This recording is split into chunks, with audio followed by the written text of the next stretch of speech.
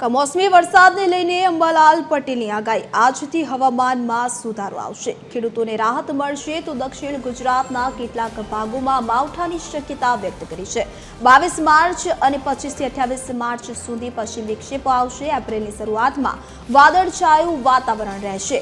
10 થી 20 એપ્રિલ સુધી કમોસમી વરસાદની શક્યતા રહેશે તો 24 એપ્રિલથી 4 મેની વચ્ચે કેટલાક ભાગોમાં માવઠાની શક્યતા સેવાઈ રહી છે। 11 થી 20 મે દરમિયાન મિડલ ઈસ્ટમાં વાવાઝોડાની શક્યતા તો મે અને જૂનની શરૂઆતમાં ખતરનાક વાવાઝોડું બનશે।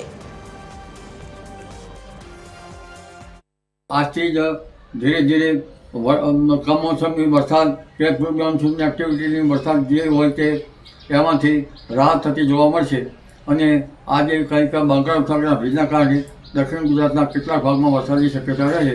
દક્ષિણ સૌરાષ્ટ્રના ભાગમાં લગભગ ભાગ્યમાં આવવાની શક્યતા રહે છે। પછી કોઈ ભાગમાં વરસાદ થઈ શકે પરંતુ મોટા ભાગે રાહત રહેવાની શક્યતા રહે છે। 22મી માર્ચ આસપાસ એક પશ્ચિમ વિક્ષેપ આવવાની શક્યતા રહે છે। પછીથી 28 માર્ચમાં એક પશ્ચિમ વિક્ષેપ આવવાની શક્યતા રહે છે।